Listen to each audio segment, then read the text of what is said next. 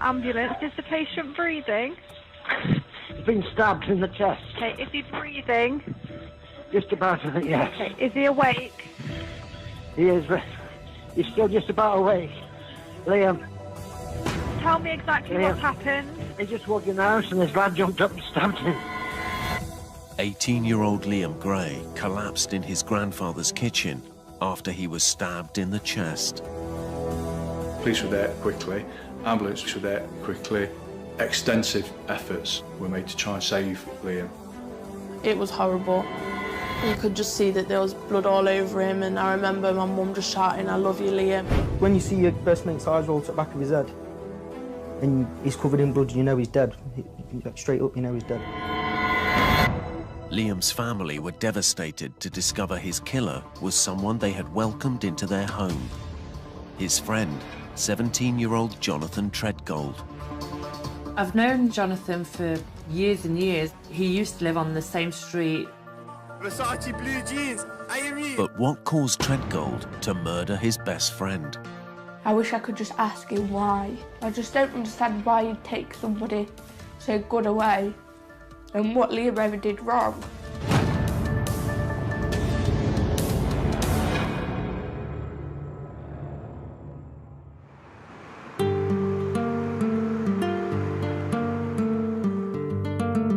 Liam would be 20 this year.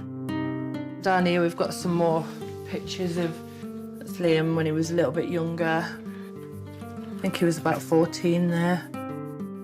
And that's Liam when he was even littler. Liam and Paige. It was a nightmare to me. Obviously, he was my little brother and we just clashed so much. But we was really close as well. I was like his second mum, I think, because my mum had me quite young and Liam quite young. Me and Liam was really close growing up. We was always fighting, always arguing. But when we got older, we just clicked. Like, nobody could ever get us apart. Liam grew up in Mansfield in Nottinghamshire and liked to be the centre of attention.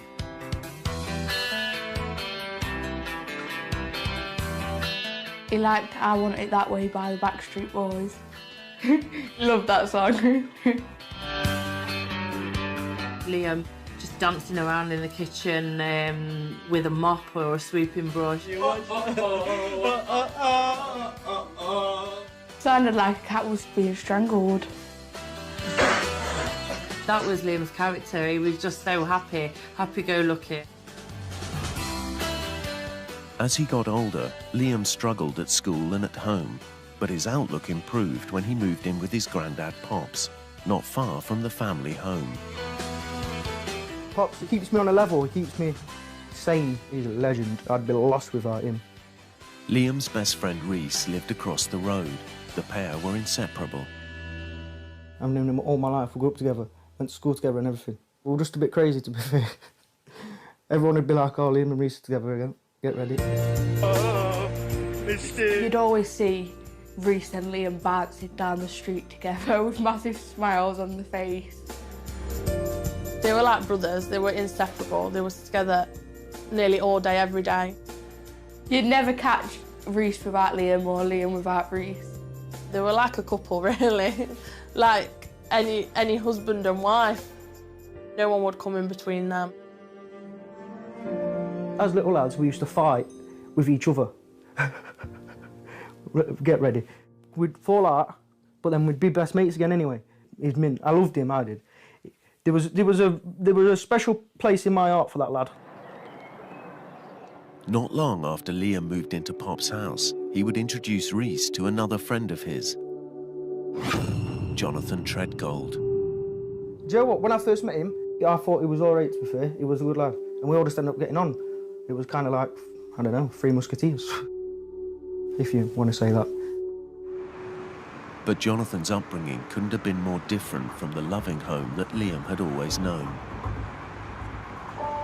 He used to live on the same street that we lived on, but then I think he ended up being taken into care. After he witnessed domestic violence and drug use, Jonathan was moved into accommodation with extra support. I didn't hear of him for years and years, and then obviously Liam just turned up with him.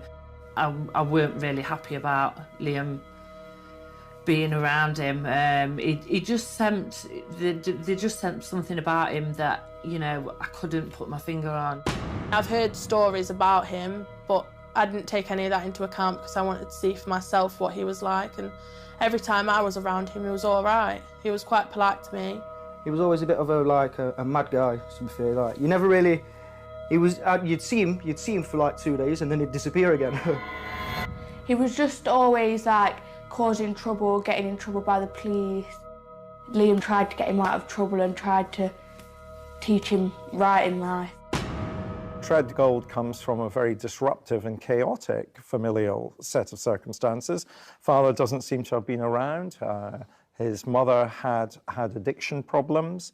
Treadgold has been in care, disruptive schooling experiences, and therefore there is a kind of chaos in relation to Treadgold's life rather than one of stability, which seemed to me to characterize Liam's life. In one sense, it's hard to understand why they would become friends. Jonathan had got I shall say, a dysfunctional background, sort of previous convictions around drugs, and what I would say is relatively minor sort of criminality, but frequent previous convictions as well. Jonathan started getting into trouble with police at the age of 14. But Liam tried to support him. The previous Maybank holiday, we'd had quite a big gathering where we'd had a Hawaiian-themed party on my mum's back garden, and he attended that, Jonathan did, so he got in a drunken state. Then I left the party, and it turned out that he did get quite angry and did end up assaulting someone. I think Liam thought, you know, he could, you know, solve some of his problems, you know, by being his friend and, you know, taking him under his wing. Liam said, I've been there at one point, I've been bad in my life, but I've turned around, so could he. What's interesting is that it was Liam who asked Treadgold to join his friendship group with Rhys because he feels sorry for him. And I wonder to what extent Treadgold was aware of their friendship being based on sympathy for him and for his circumstances. Liam was loyal to his friends, but his life changed when he turned 17 and he discovered he was going to be a dad.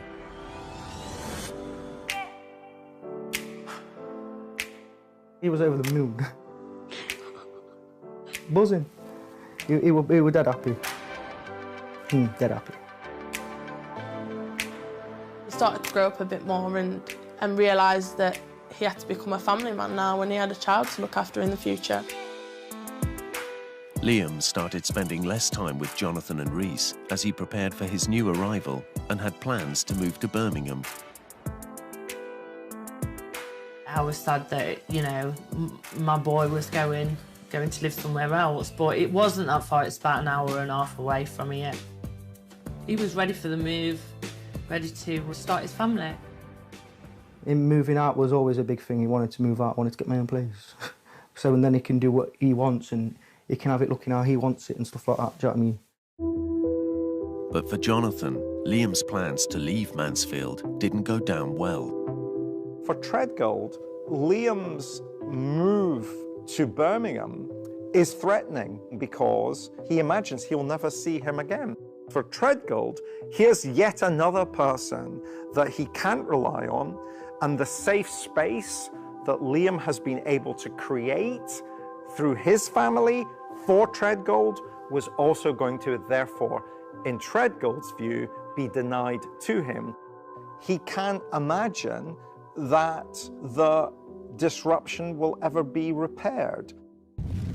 I truly believe that Treadgold probably saw that his mate was about to embark on what was going to be a brilliant, brilliant part of his life, whereas his life was carnage, it was chaos.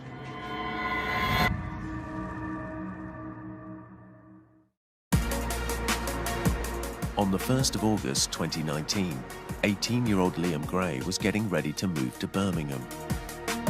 but he was planning one final party with his two closest friends. We planned to go to the pub, have a few drinks before Liam left to go to his new house. He was going literally the next day, so I assumed he didn't want to have too many drinks and like not wake up and have to rush around and do everything. We planned it all out. It was going to be a really good day, to be fair. The friends set off to buy some alcohol from a nearby shop before returning to Pop's house. It was a summer's day. They were having a drink in the afternoon in the garden. It was a time of celebration, if you like, about Liam probably entering the next part of his life. Liam and the boys enjoyed Snapchatting with friends and recorded some videos whilst they were at the house. Yeah, you can try, go on, try. I know Jono was in some tracky bottoms at the time, and Liam basically said, oh, you're going to smarten yourself up to go to the pub, or...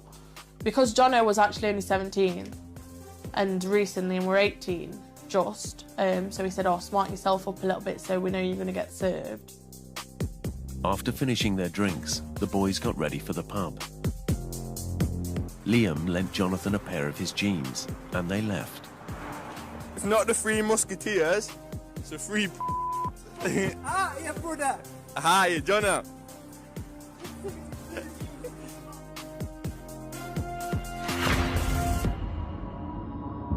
But while walking through the park, the atmosphere quickly changed when Reece received a message from the boyfriend of Treadgold's sister.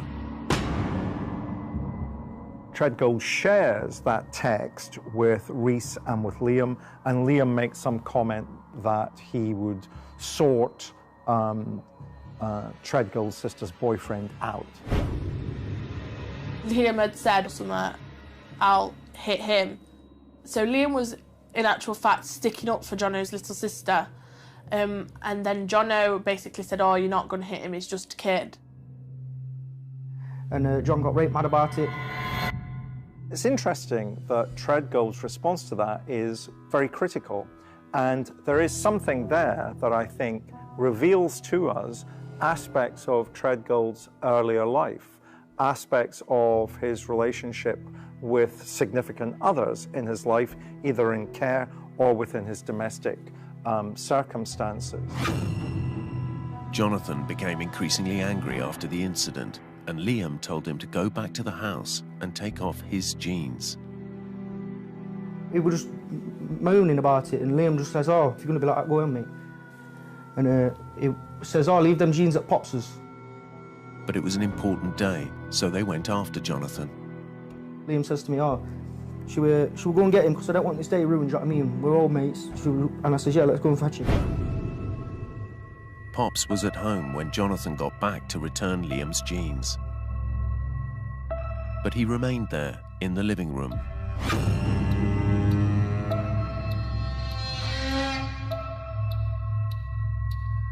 When Liam and Reece arrived 4 minutes later, Reece stayed outside while Liam went in to smooth things over.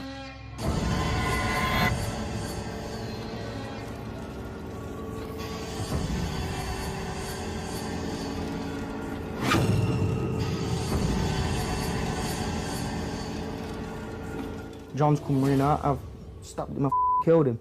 I was like, I thought, shut up, no you haven't. And he ran off, and that's when I was like, okay, he might have actually done something here. I've gone in, and Liam stood there, and he's got a handful of tea towels off of Pops' radiator, stuck them to his chest and gone, ring an ambulance. And I pulled my phone out, and I didn't know what to do, so I rang the ambulance and gave my phone to Pops. Ambulance, is the patient breathing? He's been stabbed in the chest. Okay, is he breathing?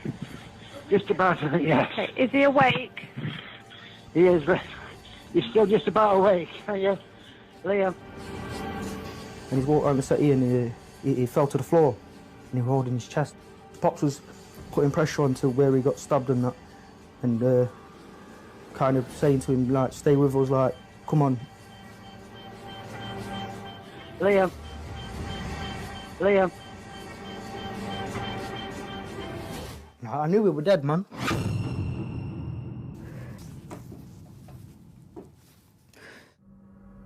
Liam. Okay, just tell me exactly Liam. what's happened. Yeah, do you know when you see your best mate's eyes roll to the back of his head, you kind of know he's dead, don't you?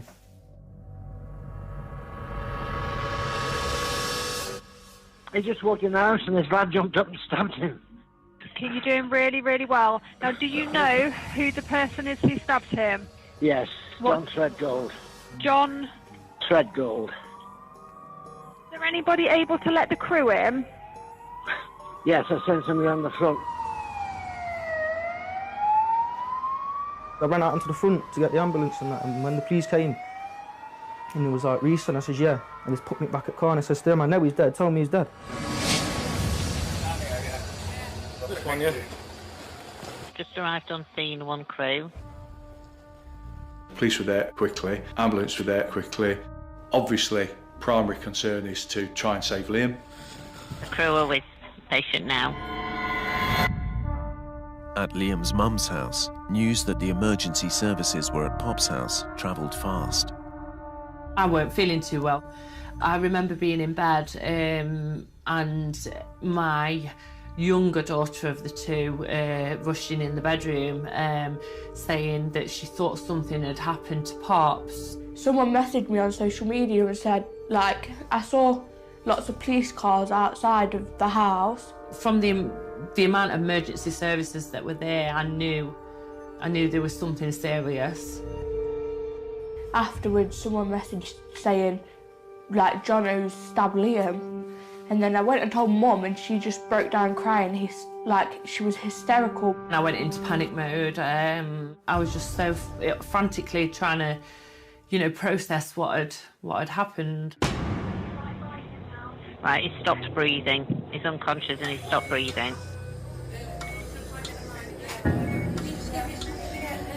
As paramedics battled to save Liam's life, Superintendent Kevin Broadhead launched a manhunt for Jonathan Treadgold. Whilst the incident was unfolding, we received a call from a local business owner who had seen something suspicious. A male had actually climbed into the rear yard of a local sandwich shop and he was challenged by the owner. Treadgold began making allegations about the incident, suggesting he had been under threat. It was through things he was telling the sandwich shop owner, making some sort of allegation of he'd been involved in some serious incidents, involved in some crime. Immediately, our call dispatchers linked that back to the scene that had already taken place at Gladstone Street. Liam's mum and sister arrived at Pop's house at 3:15 p.m. to find emergency services working tirelessly to try and save him. I was down near the house, as close as I could be, and I remember my mum coming onto the street and she was a mess. I think I was crying, I was hysterical. There was crowds and crowds of people. Emergency services, police cars, ambulance. I remember running up to Pop's front door and a police officer dragging me away. Liam? Has he stopped breathing then? They were doing some work on him. They had to cut open his chest to get to his heart, you know, to massage his heart, to try and keep it going. He's breathing at the minute. They were in two minds whether to take him in the air ambulance, but then decided against it because they couldn't work on him. So they brought him out of the property, and as they were putting him in an ambulance, a police officer took me round, and I managed to say, you know, I love you, and I just hope he heard me, because that was the last thing that I managed to say to him while he was, you know, still alive. A police officer got me, my mum and Pops in the back of the police car, and they blue lighted us all the way to Queen's Medical Centre behind the ambulance. We thought that everything was going to be fine, like they'd done everything they could in the house and they was going to do more on the way there. Meanwhile, police were closing in on Jonathan Treadgold. After a 999 call from the sandwich shop owner, he had fled across Mansfield. His mother lives sort of within a square mile of the scene of the incident, so it's my belief that he was sort of like heading back that way. A call from another member of the public alerted police to his whereabouts at a family friend's house. His arrest was captured on officer's body-worn video. Step back! Step back! At 3:30 p.m, Jonathan Treadgold was arrested just 30 minutes after he stabbed Liam. But initially, it was just on suspicion of GBH. And he told police officers it was Liam who tried to attack him first. At this moment in time, you're under arrest on suspicion of GBH. You don't have to say anything, mate. 100% if you mention one question, something which they try and quote anything you do say, and we have any evidence to understand. At the hospital, doctors attempted to save Liam with open-heart surgery, but an hour and a half later, he was pronounced dead. He was just 18 years old. I just remember a doctor walking in with 2 nurses, and I knew then the look on the doctor's face that Liam had passed. They didn't even have to say anything, I just knew, and I think I said to them, he's gone, hasn't he? And they said, yeah, we regret to tell you, you know, that he has gone, yeah, he's passed away. I just remember getting a phone call, and can remember looking at my phone and just seeing Mum calling, and I didn't answer it, and then she rang again, and I always said, I know what you're going to say. And she said that he's gone. I just had a feeling like, I don't know, I just felt like a piece of me was gone. I just can remember collapsing to the floor, and there were so many people surrounding me, but I can't even remember what was going through my head right then.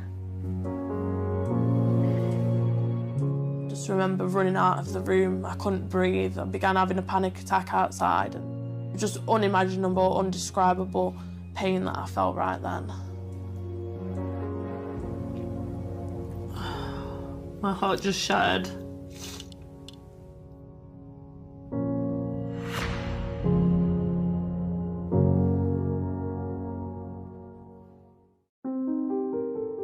The news of Liam's death turned the case into a murder investigation. Jonathan Treadgold was in custody, but the police would need to prove exactly what had happened. Superintendent Broadhead's team set out to assess the crime scene, speak to the key witnesses, and review any CCTV. There is no greater responsibility as a police officer than being asked to investigate the death of another human being. And it's at these times when you go into the absolute minute detail of everything, it's your duty to do that. And our duty to Liam and to Liam's family was to actually go into this detail.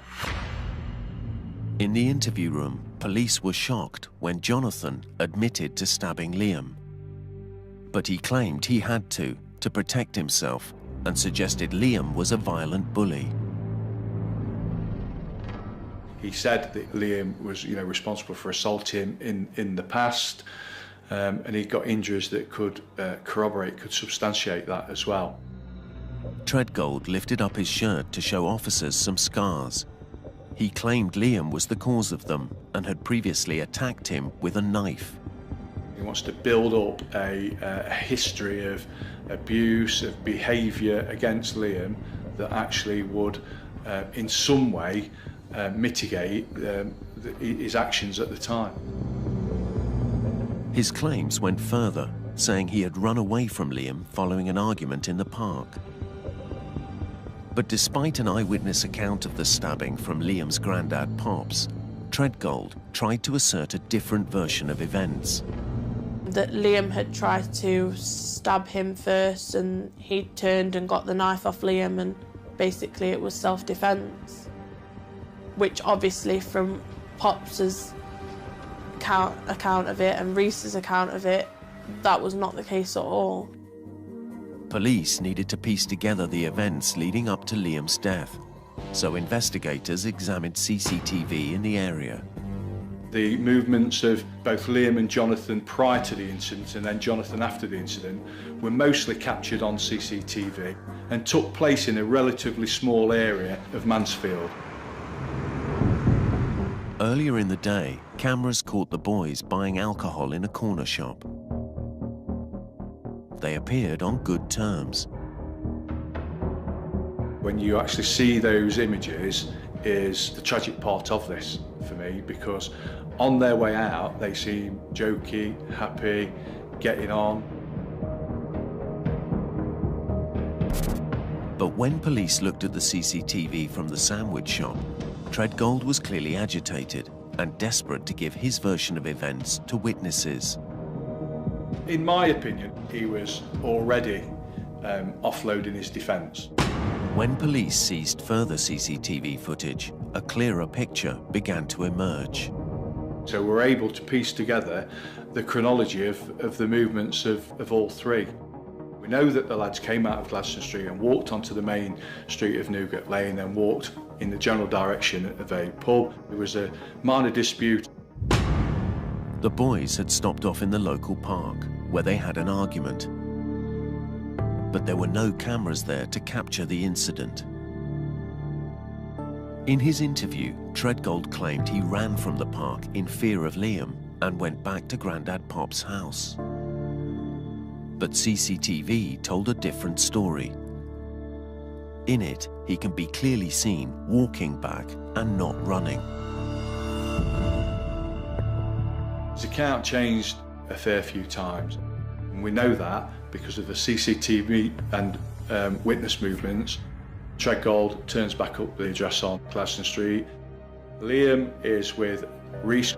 Reece stays in the garden. Liam goes inside the address, and that's where the altercation took place. Knowing all of this, Superintendent Broadhead interviewed Treadgold for a second time. Treadgold admitted picking up the knife, but still maintained it was self-defense. He tried to say that actually he was waving the knife in a sort of get off me type motion. So he was waving it around in that sort of motion, and that's how he ended up, how Liam ended up being stabbed. The police had Liam's killer in custody, but they needed to prove if it was murder. Police now returned to the CCTV to investigate the moments after the attack. Just over a minute after Liam entered Pop's house, Treadgold was captured on CCTV on Gladstone Street and then across to the sandwich shop. This time, he was running. You know, it's 5 minutes of madness. The minute of taking somebody's life is one of those 5 minutes. The next 4 minutes, you are still in a high. You're still disinhibited. You're still not making sense. You're still behaving irrationally. It's an extraordinary determination to draw attention to himself and what he's done, not because he's trying to celebrate what he's done, in my view, but because he's overwhelmed and trying to process what he's done and make sense of it for himself in a way that he can't quite do, because he understands instinctively that he's killed his best friend. Treadgold's behavior in the CCTV suggested he wasn't telling the whole truth.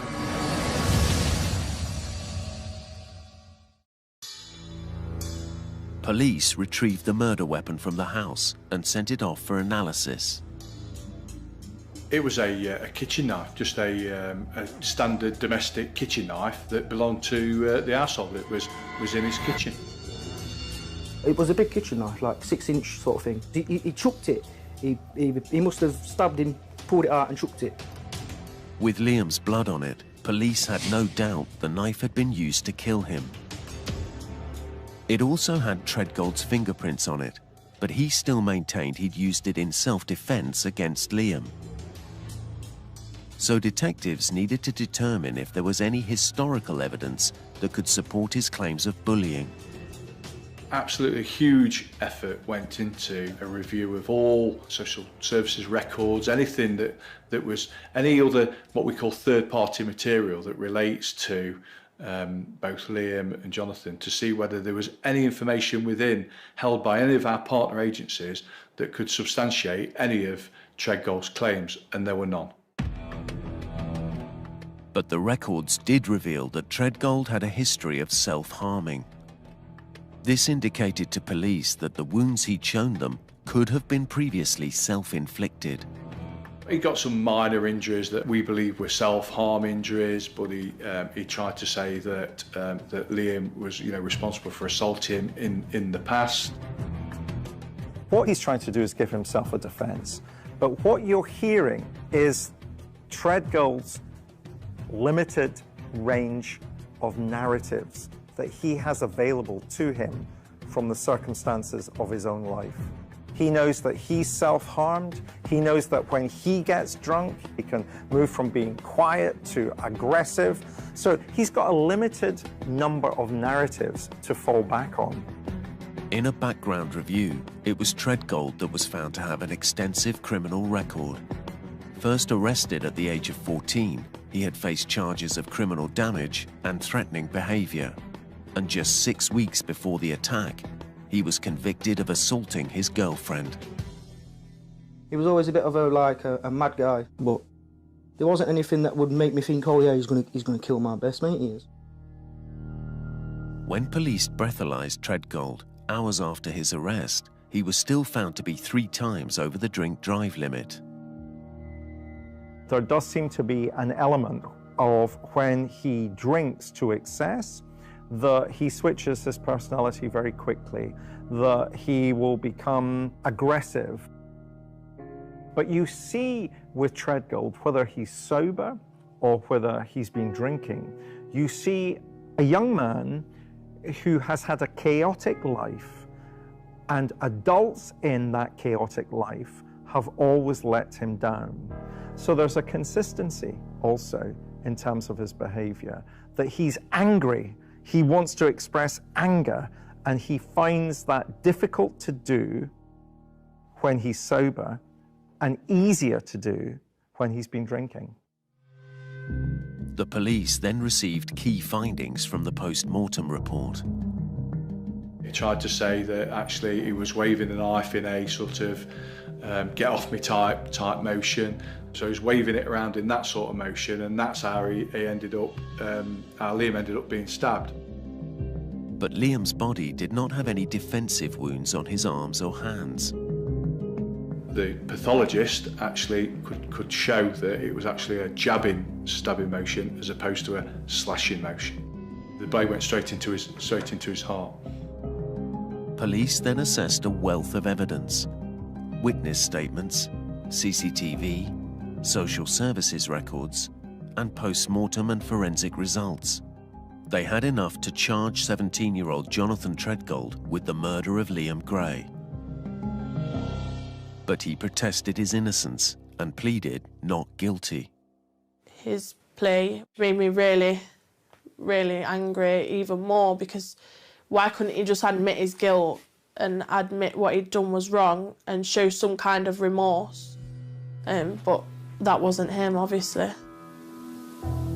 Because of his not guilty plea, Liam's body was subjected to a second post-mortem at the request of Treadgold's defence team.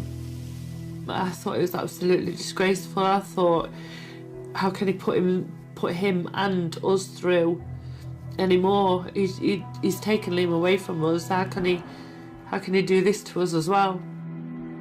I was really worried that he'd get away with it.